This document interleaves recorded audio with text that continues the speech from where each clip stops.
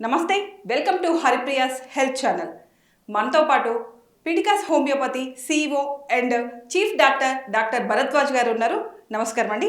నమస్తే అండి. హెచ్ఐవి వచ్చిన వాళ్ళు మ్యారేజ్ చేసుకోవచ్చు అండి. ఇప్పుడు మా అన్నకు తమ్ముడుకు హెచ్ఐవి ఉందని చాలా మంది చెప్తున్నారు. వాళ్ళకి ఒక పెళ్లి ఏజ్ వస్తుంది, వాళ్ళు పెళ్లి చేసుకోవాలని అనుకుంటారు.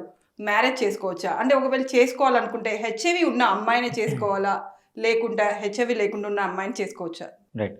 సో ఇది చాలా మంచి క్వశ్చన్ అండి. ఇప్పుడున్న టెక్నాలజీ ప్రకారం ఒక ఎక్స్ అనే మనిషికి హెచ్ఐవి ఉందనుకోండి, వాళ్ళు కన్నా రెగ్యులర్గా ట్రీట్మెంట్ తీసుకొని, సో రెగ్యులర్గా అంటే మనం ART ట్రీట్మెంట్ అంటాం అన్నమాట, యాంటీ రిట్రోవైరల్ ట్రీట్మెంట్.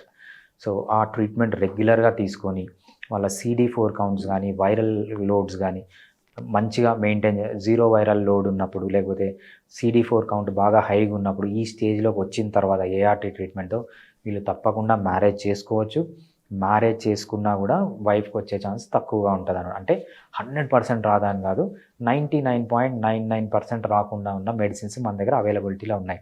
దాన్ని ఆర్ట్ ట్రీట్మెంట్ అంటారు, ART అంటారు అనమాట. ఈ ట్రీట్మెంట్ చేసుకుంటూ వాళ్ళు మ్యారేజ్ చేసుకోవచ్చు. వాళ్ళకు హెచ్ఐవి ఉన్న అమ్మాయిని మ్యారేజ్ చేసుకోవచ్చు, హెచ్ఐవి లేని అమ్మాయిని మ్యారేజ్ చేసుకోవచ్చు. హెచ్ఐవి లేని అమ్మాయిని కూడా మ్యారేజ్ చేసుకొని సో వాళ్ళతో పిల్లలు కనొచ్చు.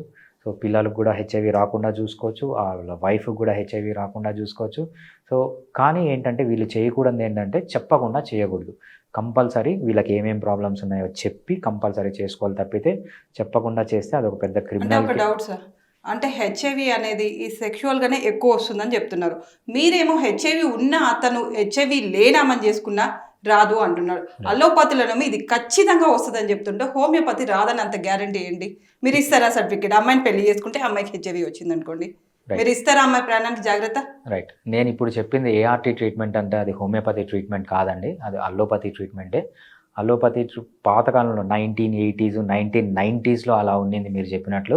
సో అప్పుడు అంత అడ్వాన్స్డ్ మెడిసిన్స్ రాలేదు కాబట్టి సో మనము అలా అప్పట్లో అలా చెప్పేవాళ్ళు. కానీ ఇప్పుడు ఈ ART treatment, anti retroviral treatment అనేది గవర్నమెంట్ స్కీమ్. అది ఏ గవర్నమెంట్ సెంటర్లోకి వెళ్ళినా కూడా మీకు ART ట్రీట్మెంట్ దొరుకుతుంది. ఈ ART ట్రీట్మెంట్ తీసుకున్న తర్వాత మీరు రెగ్యులర్గా వైరల్ లోడ్ చెక్ చేయించుకొని, వైరల్ లోడ్ 0 వచ్చినప్పుడు, తర్వాత CD4 కౌంట్ హైలో ఉన్నప్పుడు మీరు ఈ హెచ్ఐవి లేని వాళ్ళని కలిసినా కూడా వాళ్ళకి హెచ్ఐవి రాదు. సో హెచ్ఐవి ఉన్న వాళ్ళు హెచ్ఐవి లేని వాళ్ళని కూడా చాలామంది పెళ్లి చేసుకుంటున్నారు ఇప్పుడు.